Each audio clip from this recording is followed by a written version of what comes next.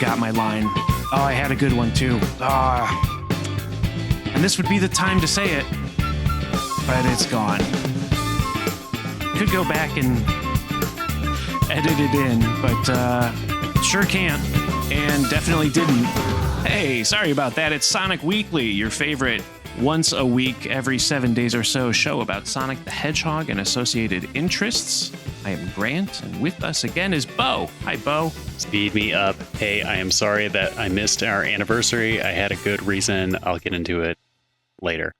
Speaking of getting into it, it is the star of the show, out of the shadows, into the spotlight, David the Lurker. Hi, David. Whoa. Hi, Grant. Hi, Bo. Yeah, that's right. You were missing. You know, it's like, you know, being invited to a wedding and you're sitting there and, you know, you got the groom and he's standing up and he's waiting.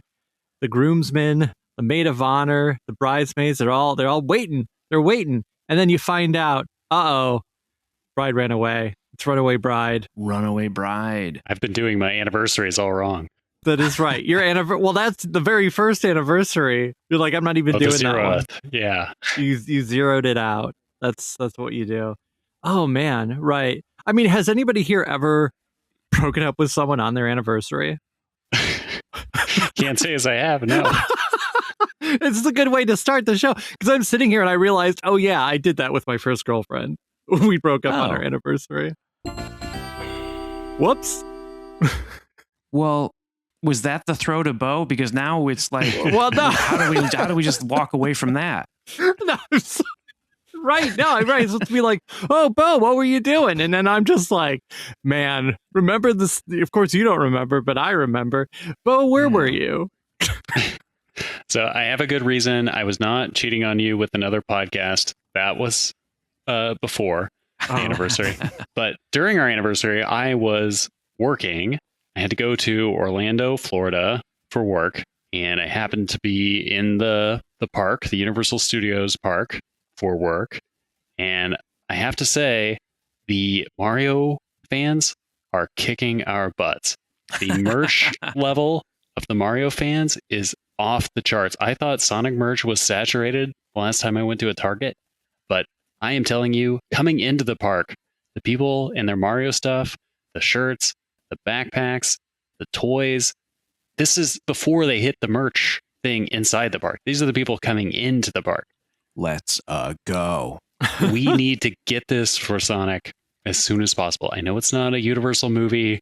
It's not a Disney movie. Paramount doesn't have theme parks, to my knowledge. But man, if this is the way to drum up enthusiasm for your property, Sega/Paramount need to get on this. Bring back Sega World. Make it global. Lots of locations. Mm-hmm. Make it happen. Franchise it. Let's do it. Let's talk. Sega, email us. Hire Bo. Bo, please hire us. Don't forget about us. SonicWeeklyPodcast@gmail.com if you don't mind. Okay. Also, we have a guest with us. As you know by the title of the episode, we are happy to have, he's the host of a podcast that he'll tell us about, and his name is Brandon Hain. Hi, Brandon. Yes, very happy to be on the show, guys. I've been a listener for a couple years. If anybody has been a casual listener to the show, I was the one that sent like an email like 2 weeks back talking about the differences between the tone and story in Sonic Adventure 1 and 2 and how that world building was carried over into the later games. And then all of a sudden, I'm in a voice chat in the Discord server, which you can get access to by emailing. And I am suddenly now here on the show, apparently. Oh, wow. You have a great show of your own that the name of it is Overthinking Movies. Yes. It is the Overthinking Movies podcast. It's a pretty general movie podcast. We do retrospectives, editorials, reviews, that sort of thing with me and my buddy Alex Ulacki. Him and I used to do short films in college. It's a very, very typical setup for a podcast. But yeah. You also have a pretty unique relationship with Sonic. Then we'll get into your story and talk about your relationship with Sonic and where it all began a little later into the episode. But we're 5 minutes in, so we've got to start the news. There's big news. Hair's on fire. Red alarm. 5 stars. Code pink. Yeah. That's right. We are cracking it open, not just on SonicStadium.org, but we're talking Variety. We're talking The Hollywood Reporter. We're talking Sonic movie news. It's been a little while since we've had some Sonic movie news. You know, it feels like, where has it been? it's here now. Announced on Ben Schwartz's social media and everywhere else, we have the voice of Amy Rose. And it is none other than Kristen Bell. She has been cast in the role best known for voice acting wise. She is Princess Anna in the Frozen series. That's a big get. Right. Yeah. And I mean, live action, The Good Place, Veronica Mars, some show on Netflix that I don't remember, but the press release said she was there. You know, she's a Michigan native. I know that because I had a friend who was obsessed with her and would be like, "Oh, did you know I met her once as a kid because she served me frozen yogurt when she worked at the TCBY." And it's like, okay, wow, it's amazing. Right. You know, before anyone was anyone, there she is. Wow. Veronica Mars is one of those shows that nobody watched on television, but then it was a big DVD, right? It's like Arrested Development. Absolutely. Yeah, no, I only knew Kristen Bell because more as a personality of when she would have multiple like talk show appearances than I really knew her as a film star for a while because she was a constant guest on the Late Late Show with Craig Ferguson because those two had very good chemistry. So the second that this announcement came out, her voice immediately was in my head. I'm like, okay, yep, that makes sense. That's like with the way that they've casted these movies so far with Idris Elba for Knuckles and Keanu Reeves for Shadow. Yep, this works as another dive in and somebody that's also done a lot of voice work in the past. She's A-list. She's legitimately got fans that are perhaps going to be interested in this movie because of her. And to speak to the Craig Ferguson appearances as well, like she's a great talk show. Yes. And the Mario movie had that with Jack Black. The promo circuit will do well. Yeah. The promos. Yeah. She'll be able to do the talk show circuit, maybe even better than Keanu, Idris, and Ben Schwartz.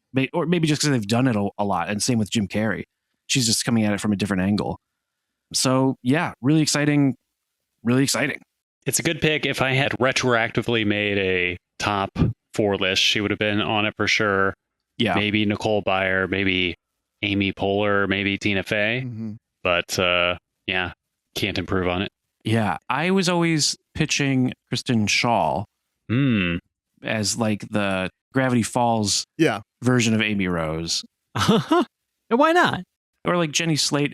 But really, it's like Kristen Bell is also a very talented and accomplished comedic actress. So, you know, there's a lot of, you know, it's which sort of Amy is going to show up as movie Amy is still an open question because she's got a lot of range and different archetypes that she's played. Like, for example, in Frozen, she's kind of like a bubbly character, but in The Good Place, she's not that. She's, you know, misanthropic. And yeah, and she's like, you know, kind of like a sarcastic character in Nobody Wants This. And in Veronica Mars, she's like a smart aleck. Yeah. So I think a lot of her you know, back and forth and chemistry will be in there with the way that she plays off of Ben Schwartz's Sonic and all that. Though I imagine given that this is an Amy that comes from a world with armies of metal Sonics, it may actually be a much more dramatic portrayal. We'll just have to see. Yeah. According to the Hollywood Reporter article, it says the plot details are being kept in the console. Hey. That's Please where you laugh. keep those. Right. It also refers to Amy by her last name multiple times. In the game, Rose is a pink hedgehog and Sonic's would-be girlfriend, whether he knows it or not. Look, it's a long line of screwing up Amy's name. Is it Emmy? Is it Princess Sally? Is it Rosie the Rascal? It would be funny if they did that for Sonic and just like throughout the rest of the article is like Mr. Hedgehog at the box office. Hedgehog later said, "Gotta go fast." Yeah. I mean, that's what they should do. They should bring in Ian's Rosie the Rascal from the Archie comics, make her like a psycho. Yeah. Everything's canon.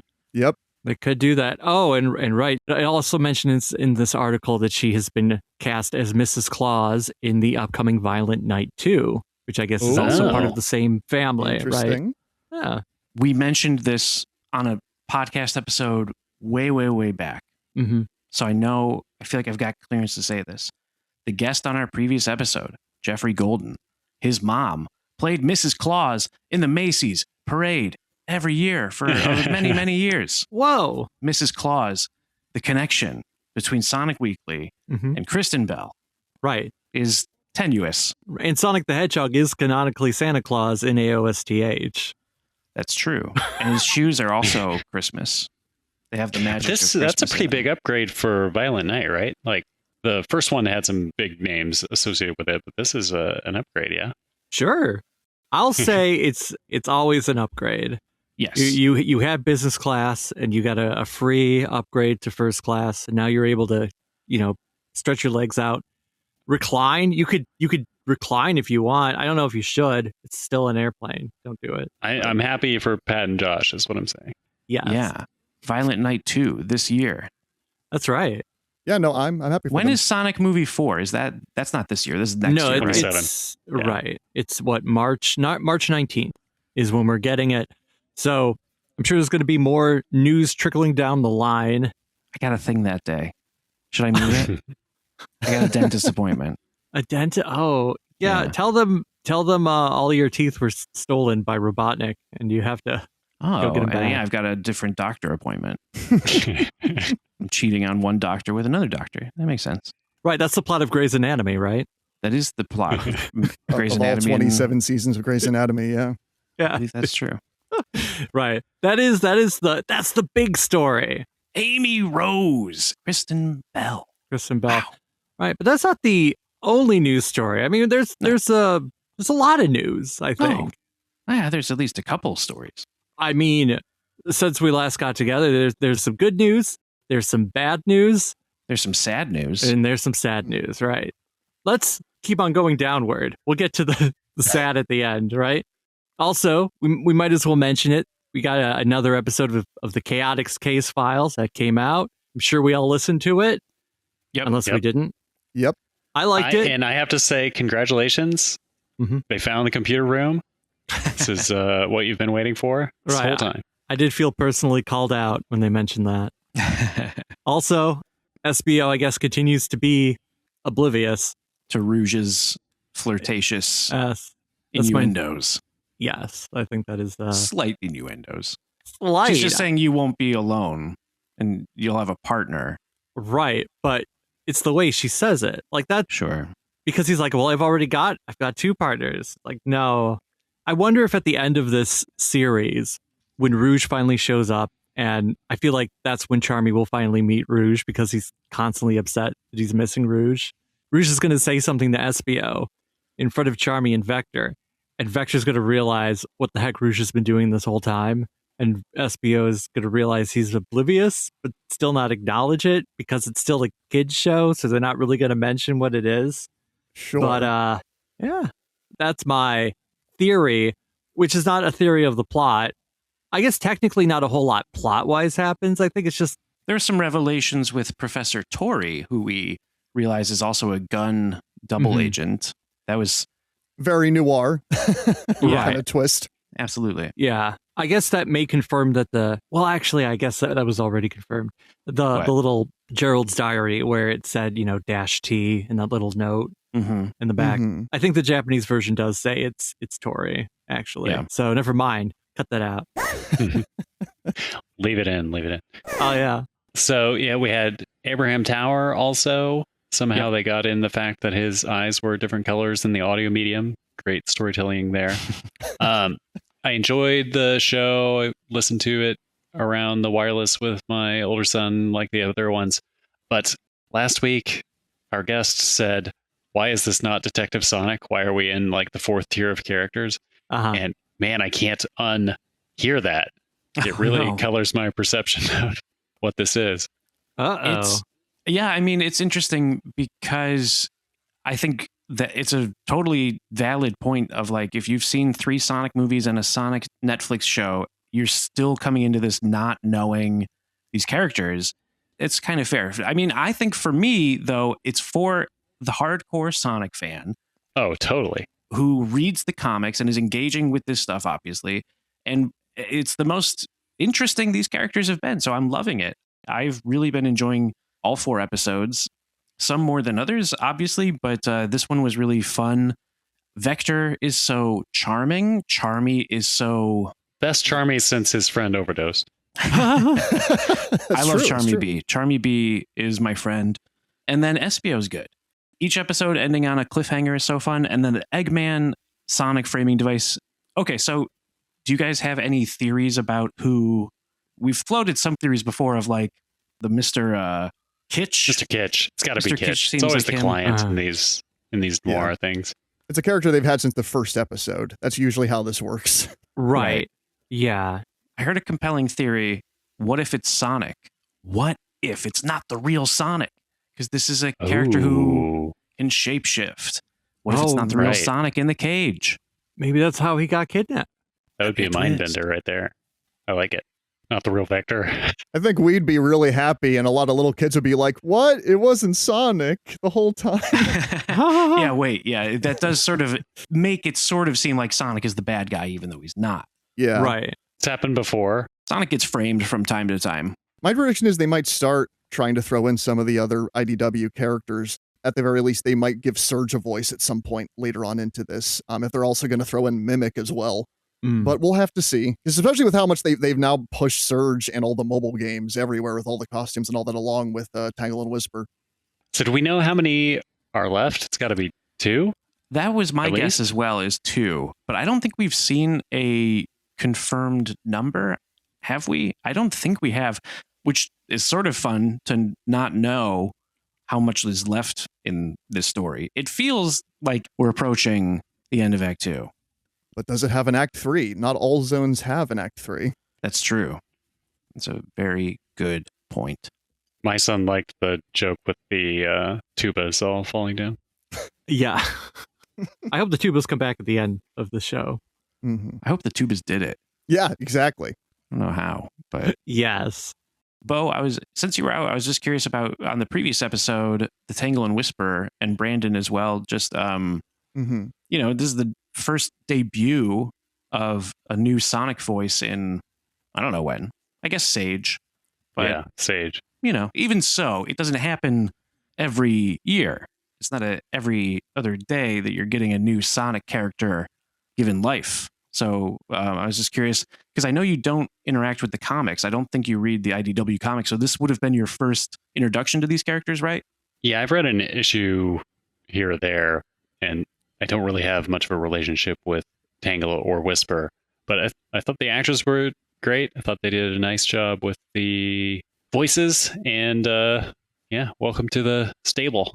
Yeah, I do have a lot of experience with IDW. I did fall off somewhere around the 60s. It was the one where Surge and Kit are coming to Freedom Fighter HQ acting like they're being chummy. But yes, I really enjoyed Tangle and Whisper's miniseries. I liked how they're giving them and a lot of these OC characters in the IDW comics these dark backstories, you know, kind of in that way of, it worked for Shadow the Hedgehog and people love Shadow the Hedgehog. Let's add some more trauma to the Sonic universe. And I thought the voices were exactly what they sounded like reading their character lines in the comic books. They absolutely nailed it. And if there's anything that I've learned being in the Sonic franchise for decades, is that getting the voice actors right is very important. Yeah.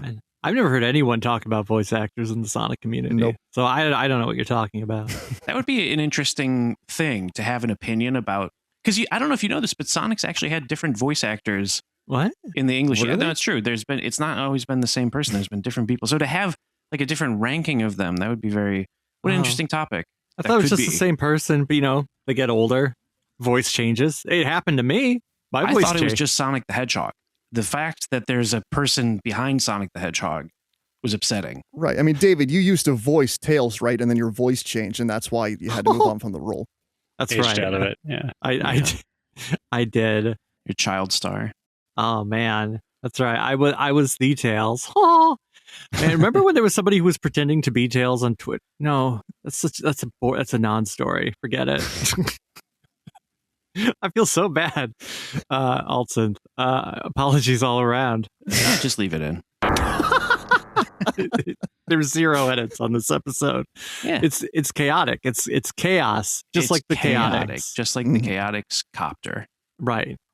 Whoa, what if at the end of this they announce a port of Chaotix? Like they finally are doing it. Great question. No chance. Well then. Well, that's just my humble opinion. I would be delighted to be wrong. They're going to relaunch Game Tap, which is the only other place you could have played it outside the 32X. True. That's true. No, David, I'm with you. I hope they do. I hope they just suddenly shadow drop this 32X game and they hype it up, and then a bunch of Sonic fans that have never played it go to play it, and they're like, oh, it's bad. And you're like, look, this is what we've been talking about for years, and you should just accept it.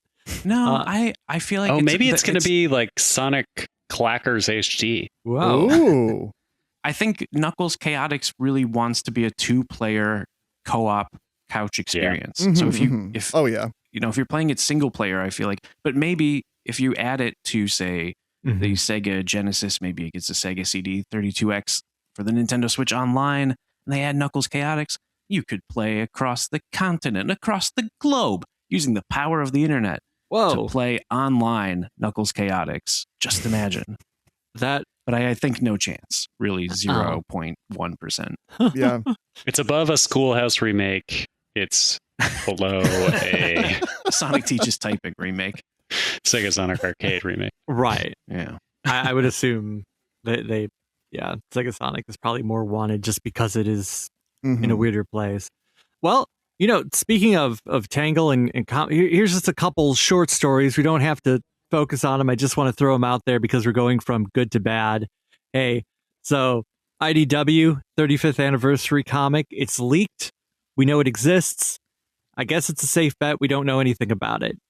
So there's not much to say other than it's probably classic just because they did it for the 30th and they did it for all these other characters. I thought I read some solicitation. Oh yeah, copy. you're right. Yeah, the solicitation does mention they specifically mention the classic characters, yes. Fang, Mighty, Ray, and Bean and Bark. Right. And it just sort of makes me sad that those characters are locked away to the classic world with no explanation for why they don't have modern counterparts. It just makes me a little sad. So sad, in fact, that I forgot about this. I have an extra Fang, Jax Fang. Can we give this away on the podcast? I want to give it away. I'll take it. Grant is holding up the Jack specific Fang to the camera for us. That's right. Still sealed. Yeah. Still sealed. And we'll throw in this extra Mighty unboxed. Oh. Grant is holding up a small Mighty figure. Right. SonicWeeklyPodcast at gmail.com to enter the contest. Yes. And you have to correctly answer what trivia question, David? Oh, God. Right off the top of my head, I got nothing. Okay. Help remind me. Yeah. In fact, don't remind me.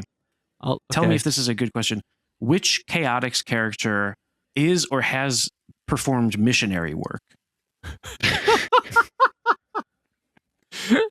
that a fair question? Is that a canonical question? I mean, I still think it's canonical, although I think Ian has argued that it might not be. Great question, though. That's the one. That is a good question. So right? if you can correctly answer which character that refers to, SonicWeeklyPodcast at gmail.com. However many people correctly answer it, throw it in names in a jar. We'll mail it out to you. Fang and Mighty. That is a good question, right? Because the only other random question I was like, oh, Chaotix wise, like of the main cast in Chaotix, who's the character that was invented for the game? But that might be a little too easy. We'll say now, since that won't be the question, we'll say it's SBO. Yeah. Because Charmy B comes from the comics and Vector from the concept art and the rock band of Sonic 1. Yeah. Right. And Mighty is, of course, from Sega Sonic, the game. And Knuckles is from Sonic 3. Whoa. And Heavy and Bomb are also original, but always forgotten and never considered. Nobody loves them. Because it's a game where most of the time you're punished because you don't get a good partner character. Yeah. Inexplicable. It's true. But then they tried to frame them as good guys in the American manual. It's like, no, they're the booby prize. That's what they are. Booby. So is this what the 30th anniversary issue will be about? Will it be more Chaotix because they did the Chaotix issue last year? Or what anniversaries are coming up? Are we going to get the Sonic Blast adaptation? No, it says, when a bizarre meteor crash lands on the planet, Sonic and friends find that it has the power to create life. While they investigate, Eggman steals it and uses it to power up Metal Sonic in the hope that it will bring him total world domination. However, things go awry when Metal Sonic comes up with his own plan. Destroy all life. That's rude. This makes me think that the villain in the Chaotix Casefiles is probably not Metal Sonic. If Metal Sonic is going to be featured as the baddie. Oh, yeah, yeah. Do you think that's too much Metal Sonic, or am I overreaching? No, I could say it could go I don't think either it'll way. be Metal Sonic. Yeah. Uh, All my bets are on more IDW, so I'm still guessing Mimic. Yeah. Right. I guess Mimic is a safe bet. And also, isn't Mimic referenced in one of those thumbnails, like for the previous episode? Aren't those Yeah, they Mimic's mentioned eyes? Mimic's name, right? Yes. They do. But in the art, like that's also Mimic's eyes, right? I believe you're right. For David, episode yes. 1? I think it's going to be Mimic, but Mimic is the hired gun, not the principal. Right. Sonic is Mimic. Mimic is Sonic. The real Sonic is going to come and save the day. Yeah. Oh, I like that. right. Or you find out Sonic was nowhere to be seen. He was actually hanging out on South Island the entire time. Yeah. Was, Sonic has What? been Mimic the entire series. right.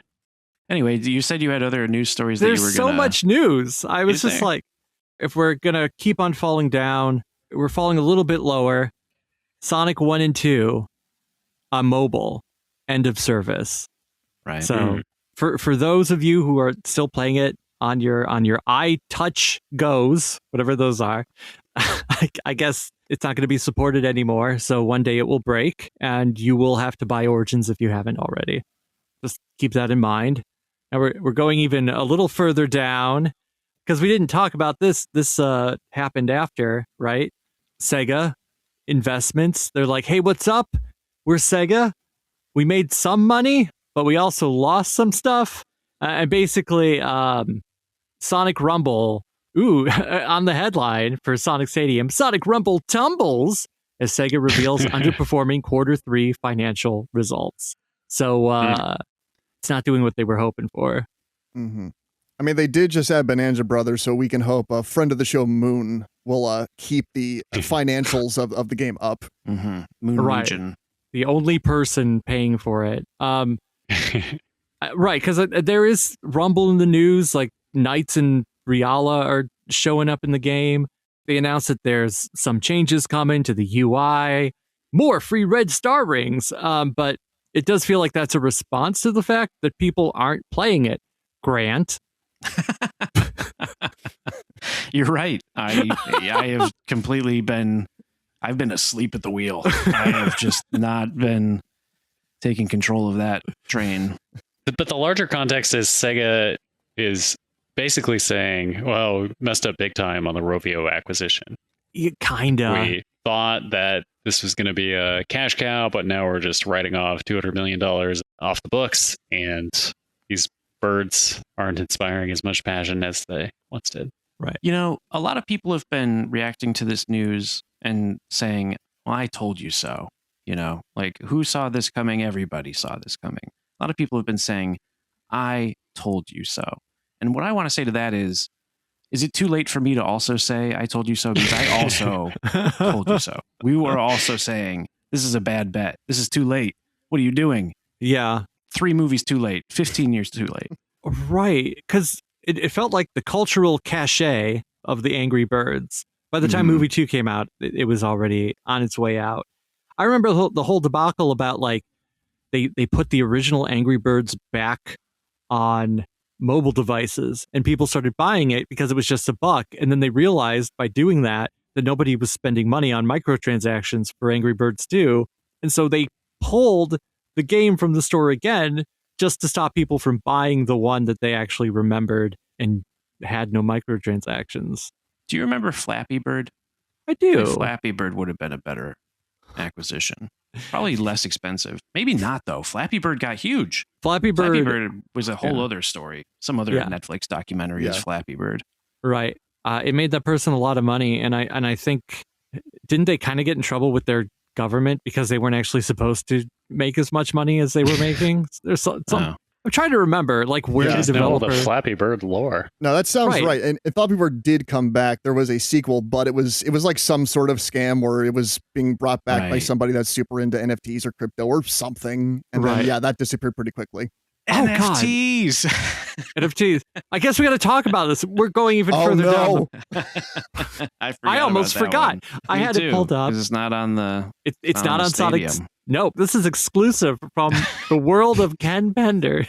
This week in Ken Penders. This week in Ken Penders. Hey, do you like Ken? You might not. But hard to say. If you really like Ken, you probably paid for some crypto the other day. Look, I didn't look into all the details, but some random person on the internet made a Knuckles coin, a cryptocurrency. Yes. $ Knuckles. Don't do it.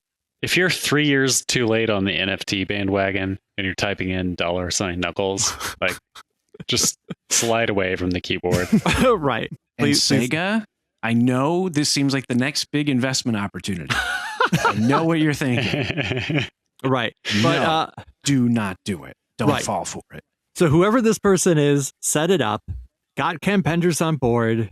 Yep. And Ken is like, wow, he made a video where he was so grateful for people buying the coin. And he also showed a screenshot of his Coinbase type app where it was like, look at how much money I have right now from this. And then it all immediately got stolen because he put his password up on the screen. That would have been funny. But I am looking at it like, because it shows the dollar amount that he has, but then it also shows that it lost value since it started. So that's amazing. Yeah, when I searched $ Knuckles on Twitter, what came up was entirely just people making AI generated images of Knuckles with captions trying to generate fake hype for this coin. Oh man. I feel like $ Knuckles should be the name of a rapper. Yeah, $. Knuckles should. Great point. 100%. Yeah, should be headlining Coachella. Yeah. So it exists, and Ken has touted, because a while ago he had talked about doing NFTs, and I don't think it ever happened. He just showed the picture he drew, which was Julie Sue dressed as Shade from Sonic Chronicles. But he retweeted it and also was like, I made a new picture. Should I also make this an NFT? And it's just an image of his head and Lara Sue in a circle. It's just strange looking to me because yeah. There's at least one other news story besides this. Right. Is it the sad one? Because we were going all the way down. Right. I think that's right. Right. To wrap up our extra large news section, I think it is appropriate to mention that Hideki Sato, the father of Sega hardware, which that is a proper way to describe him, passed away recently. Yeah, last week, right? Yeah.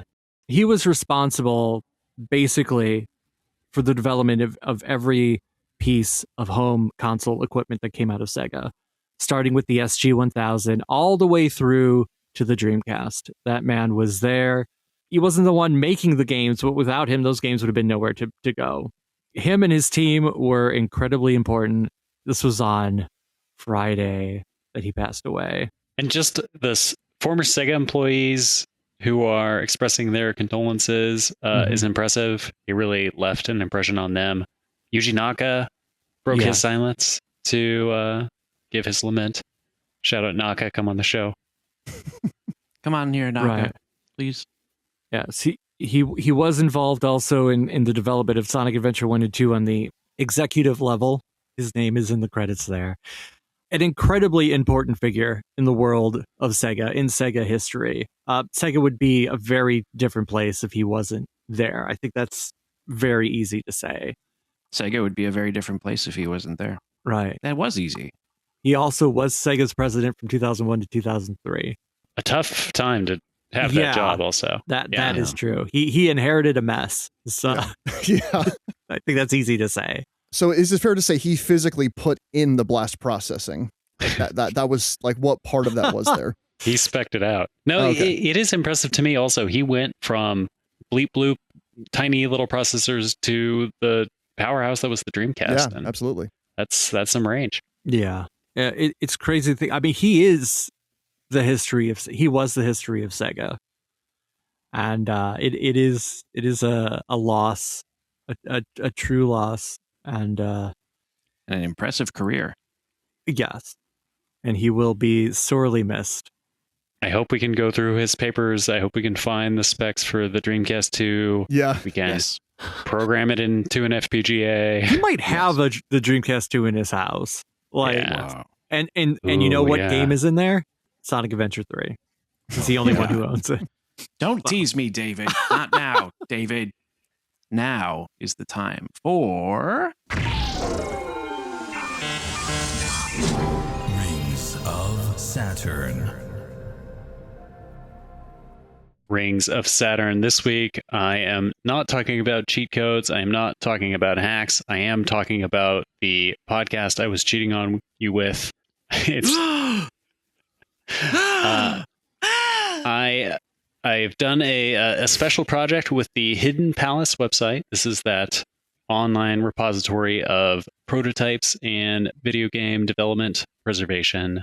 They're doing a show. So we did an episode with the founder of Hidden Palace, DRX, and a couple of Hidden Palace stalwarts, Saz and Nick. And it's a very good conversation, if I do say so myself. We get some important lore from DRX. We talk a lot about Sonic. There's an incredible anecdote about DRX's experience with getting the Nick Arcade Sonic 2 cartridge. He had to use a Mega CD with custom software on it to dump the cartridge information out of the controller port, which is plugged into his printer port on his computer. Wow. And he didn't know what he was going to get when he had that cart. He thought it was going to be the Simon Y, previously known Sonic 2 beta, or maybe the final. And then it boots up, and it's the earliest preview of Sonic 2 that we have. Wow. And so that story took place in 2006. We hear from DRX about that. We hear about his origins in collecting prototypes. It starts with a Sonic Extreme hoax. I won't spoil the details. You can get that in the episode. And then I spend the second half of the show geeking out about the pre-release and development timeline for Burning Rangers. So I'm sticking to my character. I am staying with what I know. And you can check this Hidden Palace podcast out at hiddenpalace.substack.com or wherever you get your podcasts on your podcatcher of choice. Whoa. And of course, the link is in the description. Along with, let's check in with Barry at Sega Bits. What are they talking about on Sega Talk this week? Barry.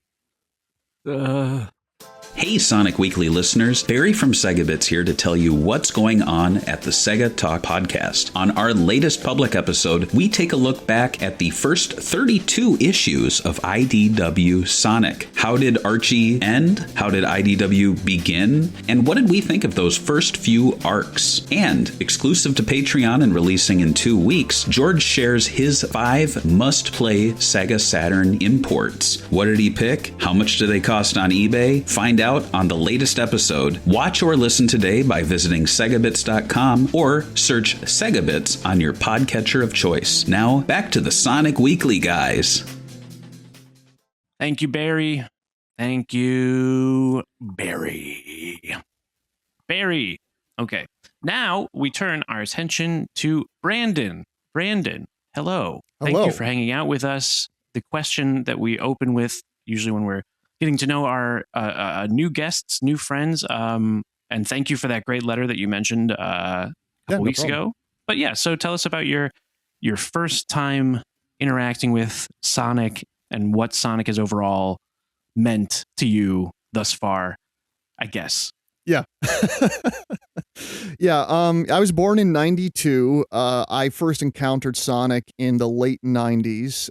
It was one of those cases where my grandfather and my uncle and aunt kind of lived under the same roof, and they had an NES and later a Genesis. It was one of those cases where as they got new systems, the other ones got then passed down to my family. And so I had like the NES with the classic DuckTales Mario Brothers combination. And then when my uncle got a PS1 in the late 90s, he gave me his Genesis. And my uncle is like one of those people with like a photographic sports memory of all sports. So he only had sports games on his Genesis. and I asked if he had anything else, and he told me basically, well, there's this one game that came with it. I didn't play it. You can have it. And he handed me Sonic the Hedgehog 2. So I played that. I really enjoyed it as a kid. I love the speed. I love the character designs on the cartridge. Just really stuck with me to the point where that's really what got me into drawing and trying to replicate those designs because they're very fun to draw. But what made me a Sonic fan, the reason why I actually got online and started getting in the community is when I went to Blockbuster Video and found VHS tapes of Sonic SatAM. And I began, and so I only knew SatAM purely through the meager episodes that were on those VHSs, but that show is what enraptured me as a kid because it just the world building, the incredible painted backgrounds of this dystopian world, the excellent cast of characters from Bunny Rabbit to Sally to Rotor. I am currently on my desk here. I have a Rotor plushie I got off of Etsy. Ooh, you surprised me with that at the beginning of the show, and I giggled. You got a Rotor plush. That's right. Giggle. It's quite high quality. It says on the back, not recommended for children 3 years and under. So this is a serious adult toy. David has a Princess Sally. Oh my God! Look at that. Oh yeah. Oh my God. Also the SatAM. Oh, SatAM Sonic with the backpack. I want those. And those are so good. Quick question about Bunny. I've always said it Bunny Rabbit. Do you think it's supposed to be Bunny Rabot? Rabot? Mm-hmm. Well, like a French pronunciation? Maybe. She's got the Southern French sort of thing. No, she's Southern. She's not Cajun. She's not that French influence, I don't think. Right. No. Yeah, because in the show, they only just call her Bunny. They never actually say that full name. Yeah. Only in the comics. Right. I guess because, like, is her last name actually supposed to be Rabbit or is it Rabbit? And everyone just calls her Rabbit now. And it's like, what does that mean? No, she didn't have a real last name until she married Antoine, I guess. Right. No. Or it was Rabbit, and then when she got roboticized, it was like, well, that fits. It was destiny. Right. Oh, no. Doesn't Antoine have two different last names? It's Depardieu and Decoulet. Yes. Depardieu in SatAM. Yes. And Decoulet in the comics. Yes. Yeah. Decoulet. Yes. Decoulet. Yeah. Right, because that's what he's called in the series Bible. And at some point, they went, no, let's not call him Decoulet. But it was too late. Archie had it locked and loaded. That's what Ken knows. Because next is the Antoine coin, I think, is what he's going to be pitching. Yeah, no, that was the springboard. I got online. I started checking out Sonic fan sites, and I ended up on FUS, Fans United for SatAM, where I discovered this was like when they were still a little ways into doing their season 3 comic, and I found the forums where there was a group of people working on a SatAM radio drama that they had planned to do like lost episode type scripts for, and then kind of transferred into doing season 3. I auditioned along with a couple other people, and I got Sonic's role. I think I was using like a PS2 iToy or something to record the audio, which surprisingly got through because they just liked my energy. And so then we got a trailer done, which I have somewhere on my hard drive. And then, as things happen, people just fell off. The composer kind of just disappeared, and it vanished off into the distance. But I still keep in touch with those folks. But that was also what got me into voice acting, which is what continued on into my actual first-year aspiration. So weirdly enough, so many aspects, while it isn't entirely my catalyst, thankfully, Sonic is very much the inspiration for a lot of my creative motivations. Wow. So you were part of the Fans United forum fandom. Was that the only place you were hiding out in the Sonic internet community back in the day, or were there other places you dared venture into?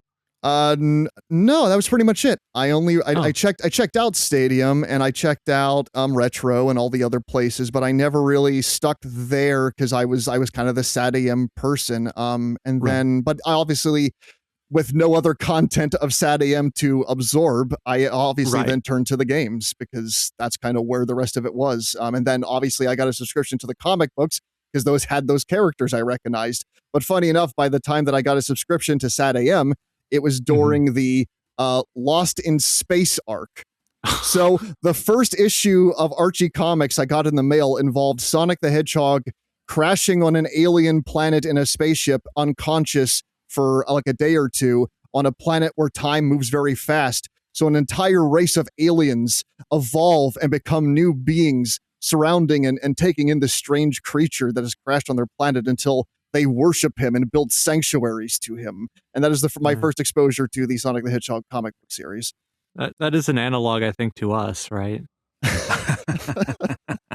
Yeah, I can see it. I may have said this before, but whatever your first Archie issue is, that should be like an opening among Sonic fans, at least, because it's like it's even better than Googling your name, the Hedgehog. It's like, because whatever your first Archie issue was, even in the Ian run, it was probably very weird. There's a very good chance it was really weird. Right. Yes. Yeah. It's unlikely that it was a normal issue of Sonic the Hedgehog Archie. Mm-hmm. Yes, I did let go of Archie sometime around when Sonic was dating everybody, and then it turned out to be Evil Sonic. But I came back around a little into Ian's run, and I was enjoying that. But somewhere around that arc, I then fall off, and it wasn't until a couple years ago where I finally went back and read through all of it. But basically, to be brief, I stayed in the Sonic community for a while, kind of in and out, like a lot of us, I imagine. I had, struggled with my feelings on this series, with the quality of the games going up and down, as well as David alluded to earlier, just like the volatile nature of a lot of Sonic fans on like YouTube and stuff like that, where they were ranting about, they recasted the voices. This is the downfall of the entire series and all of that kind of thing. And because I ended up getting very involved in all of that until somebody pointed out to me how ridiculous it all was. And I was like, oh yeah, no, it totally is that this man in a hoodie is screaming about Jason Griffith into a webcam like he's like the spawn of Satan. So yeah, no, then through that I got into Let's Plays, and I started watching Find the Computer Room back when it was just like FTA and like Torch, and then Hellfire Comms. You started the OG. Oh yeah, David, those videos aren't even up on that channel anymore for the most part. There's like one or two. But, most of them have vanished. But but no, that got me into watching a lot of that content and absorbing it that way. I did not have a 360 or access to the PlayStation 3 later into their lifespan, so when the next gen Sonic game came out, I rented it hoping I'd be able to go over to my friend's house and like steal his 360, but that never happened. Yet I was so attached to wanting to play the next gen Sonic game, I held onto the manual, forgetting to return it to Blockbuster. So I still have the manual to Blockbuster's copy of Sonic 06 somewhere in my house, because I've read through it over and over again, because it's about like time travel and this sounds so cool. And then I watched and Tom 64 and FTA comment over it, and I'm like, oh dear. Wow. Have you since played it? Have you played 06 yourself? Oh God, Grant. I've played every Sonic the Hedgehog game to completion. David, I have indeed gotten the true ending in Shadow the Hedgehog. I have. Oh wow, there you go. I've borrowed a friend's Wii U and beat Rise of Lyric. Oh dear. I've been Fire and Ice. I played all of them. Okay, you got me with that one. Yeah. Finishing Rise of Lyric. I mean, it's not even like a hard game. It's just fairly kind of bland gameplay wise. It's like so boring you forget to play it. Yeah. That's my issue. It's not that I was like having a bad time. It's just like well, I still like that. Still is an impressive game to play purely just through how broken it is. Just in a similar way to 06, to the point where there's loading zones in the hub worlds, and Sonic has like that spin dash move you do, and if you hit that spin dash in between the loading zones, the Wii U looks like it's gonna die. Like the game just goes completely frozen solid. So that stuff, I played it purely for the fun of that thing, and also because, frankly, I did kind of like the writing and the cutscenes and a lot of the voice actor performances. It was just that in gameplay, everybody is talking all the time, and all of it feels clearly improv, and that kind of stuff is where it kind of fell off for me. But no, to me, it was the lore. That was why I was all in. I still obviously liked some of the games, but I beat Sonic Battle twice so I could read the Professor Gerald Robotnik journals about the creation of Shadow the Hedgehog. I needed to have all of it because I needed to know it all, and that was the catalyst to why I still hang on to it to this day. Because I fell off sometime around like the Lost World Forces side of things, and then came kind of back around when the hype was building up for Frontiers, and then people were talking about how good some of the arcs in IDW were. But I never I let go of the community because of the toxic nature of like the YouTubers and a lot of this stuff that way. But I never really took my eye off of Sonic because I never really could. It was just too much a part of me that I enjoyed, to the point where when that, like, the second I think I'm going to finally disconnect myself, a trailer comes out for the movie with the terrible design that goes so viral that, like, the 50-year-old coworker mother at my job is telling me about Sonic the Hedgehog. That's how I knew that there was no way I was ever going to avoid this. I saw the movie in an epiphany when I walked out of that theater. I was like, what? Was that, like, actually pretty good? And after that, I was kind of like, and I it's going to get dark, but I should preface that basically right after that movie came out and I saw it and I really enjoyed it, I got diagnosed with cancer the week before lockdown in 2020. Oh. And so that experience really did resonate with my memories going through that entire experience. And it was through going through being faced with my own mortality that I really realized, like, why am I beating myself up all the time about liking this thing, regardless of its quality, if I truly do care about it? Why don't I just let myself enjoy things? And that's been the thing ever since. Now I don't care anymore that, you know, when people ask me about this stuff, and I'm no longer like hesitant, because no, it is what I like. And it's helped that the quality of everything around it has thankfully gotten better during that time. And the first Sonic movie was the first episode of your podcast, right? Yes. So the opening of my podcast is me talking about what kind of gave me back my enthusiasm for filmmaking again. And it was, of all things, 2020 Sonic the Hedgehog. And it's purely because that movie had, like, all its chips stacked against it. But ultimately, it came out clearly as a product that the people writing and directing it cared about, understood the franchise. And I'm sure a lot of that could have been also Tyson's involvement as well. But just seeing a movie where you actually see Sonic the Hedgehog go from being that kind of like, he actually has an arc now. He becomes the character we're familiar with in the video games. He starts as this sheltered kid that doesn't know how to make a friend, and by the end he's this cocky guy that is able to be supported by the ones around him. And that's what I was like, wow, this is something, wow, significant. Yeah. And you mentioned earlier too, you pointed out how a lot of the characters, it seems like, especially recently, maybe have sort of tragic backstories, but that's kind of like just a staple across the Sonic heroes and all of the characters in Sonic Heroes. They all have, most of them have some, you know, Tails was bullied, Knuckles lost his family, Sonic was lonely. The movie suggests now, or adds with his background. I mean, there's been context sort of from the origins manuals for Sonic, but yeah. of the Genesis games. Yeah. That they put into these movies in the 2020s. No, I've never taken these for granted, especially even going into 4 now. I'm just like, yeah, we're living in this world where not only can a Sonic the Hedgehog movie be actually kind of good, but now we might have 4 of them that are actually of a decent quality that you can go see with your family and really have a good time. And I think that's maybe even underselling it. You know, I think you could maybe argue, I think you could convincingly argue that Sonic is the definitive adaptation franchise of the 2020s. Marvel owned 2000s and 2010s, no question. But the 2020s, Sonic. That's 3 movies in a short amount of time. They all did pretty well. And they made a cultural impact. You know, I think like people are more into Sonic now than ever. And Bo mentioned at the top of the show about, you know, going to Target and seeing a lot of Sonic toys, but now we got to double down. We can't rest on our laurels.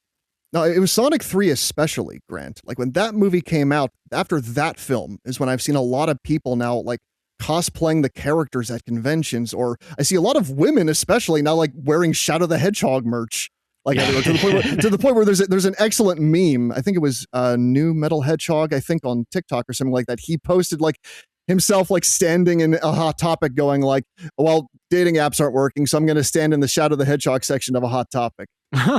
So it's just like, it's had this wider cultural appeal to the point where now I have friends that knew nothing about Sonic otherwise asking me after seeing that 3rd movie, is this what it was always like? And I'm like, yeah, it's always been this edgy to some degree. Yeah. You know, I mentioned last week, I teased and I suggested to Brandon when inviting you on that we were going to talk about the fan games and the fan game in particular, Sonic Mega Mix Mania. However, we're out of time. We're going to have to save that for another week. So you'll have to come back to the show. I think we'd love to have you back, of course. Yeah, love to. And that's a topic that's too big for 3 minutes. So I think we'll just say thank you. And we've definitely talked about your podcast, but if you want to plug it one more time, and then we'll give it to David. Yeah, I'll make this quick. I kind of undersold it earlier, but I do have a few episodes on Sonic the Hedgehog. I've talking about both the first movie as well as the OVA, and I'm working on some episodes talking about the impact of the trilogy soon. But it's Overthinking Movies. We do retrospectives and editorials. We've covered not the George Romero original trilogy, but the later George Romero movies. We're talking about Land of the Dead, Diary of the Dead, and Survival of the Dead. And what was his legacy before his death? Those kind of stories are what are very interesting to me. And we also have a spin-off show also called Monsters Are Universal, where we're covering all of the Universal monster movies of the 30s, 40s, and 50s. Both of these shows are available on Spotify, Apple Podcasts, and Google Podcasts. And I imagine most places you can find Sonic Weekly. Probably. Maybe. You never know. There might be a podcatcher out there that's like, oh yeah, we love overthinking movies. We'll never have Sonic Weekly. And then there's another one that's like, we're all in on Sonic. But wait, your podcast isn't exclusively Sonic? Sorry about that. You're like, what? I don't know. But hey, if you want to think about the socio-political interlocking connectivism of podcatching and podcatchers and podcasting and pods and the letter P, you can do that. I don't know, but hey, you're at the end of another episode of Sonic Weekly. Oh, that's right. It all fell apart at the end, and that's perfectly fine, because if you've gotten to this point, you'll stick through anything. But if you haven't already, and you want to, and of course you do, you should subscribe to this podcast using your podcatcher of choice, be it Apple Podcasts, Spotify, or for the Android faithful, Podcast Addict. Give us a rating, give us a review. We appreciate it, and so does the magical algorithm. But if you reject all podcatchers, and I don't blame you if you do, we are also over on YouTube. We're at Sonic-Weekly. You can like, you can comment, you can subscribe, and our voices are joined as always with gameplay footage recorded by friend of the show, Jack of Old Games. It's also the only place you can check out these Sonic Weekly shorts. That's right, bite-sized morsels of this very program that you can, pop in your mouth like a lozenge or give a stick of gum to your family and friends. It's fun. Go ahead, try it. Experiment sometimes. You want to reach out to the show? Tell me if you've heard this before. We have an email address. It's sonicweeklypodcast@gmail.com. Drop us a line. Let us know what you're thinking. Let us know what you'd like us to talk about. And it's the only way to get a link to our Discord server. It's also the only way to win those toys, baby. Oh, that's right. Serious about that. I'll give them to you. That's right. The question. What was the question? Well, you had to have already heard it. I'm not going to repeat it. I'm not repeating it. That's right. But if you ask for the link, which, hey, we're giving that away for free, baby. We'll send it off, and soon enough you'll be talking to some like-minded Sonic the Hedgehog fans about many things up to and including Sonic T. Hedgehog. Hey, if you're able to, help support the show in a financial manner, we are on Ko-fi. We're just Sonic Weekly over there. Drop something in the tip jar, or for $5 a month, you can become one of our executive producers, just like PigDan, Pabsy, Sonikku, SavingThrows, Belgarion, Ratliker63, Dr. Hate, PhD, Sertoo, and Butterbeerhawk. And as I am required by law to say, you are all exceptionally smart, talented, and we all think you're really keen. But if you're not able to, that's perfectly fine. We're just glad that you're here, and hey, tell your buddies. They're all welcome. Oh, we're technically on Blue Sky. It's just Sonic Weekly. I always forget to mention that because we haven't had it super long, and I always forget about it until I have to post an episode. Follow it, so I'll remember it. Maybe I'll say hello to you. That's what I'll do. David. I'll say hi. Have more confidence in your Blue Sky. Blue skies I see. Right, gotta thank Altsynth for the edit. Yeah, he's always there. He's cleaning things up. He's polishing them off.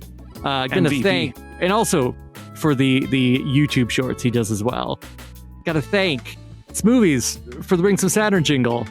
Gotta thank Brandon for joining us once again. I always gotta thank the guests many times, because then maybe they'll come back. Not out of desperation, just because it's fun. What am I doing? I don't know. Please let me back in. This is the point of the show where I have nothing else to say except, of course, to thank Bo and Grant. Thank you, Bo, for only briefly cheating on us, and Grant for... I'm going to come back home. And Grant for being ever faithful. That's right. And loved the episode. I don't know if we said it earlier, but you listened to it, right? Didn't you, David? The Hidden Palace podcast? Oh, yeah. It is. Yes. I would strongly encourage anyone and everyone to listen to it. I don't think you mentioned it here, but you have mentioned it before, Bo, that is the first time that DRX, Dr. X, Dirks, I'll pronounce them all however many ways I want, has been on mic on a vocal interview. As far as we know, that is correct. Yeah. So it was like listening to it was like, that's our Bo. I know that guy. That guy. He does our show too. Yeah.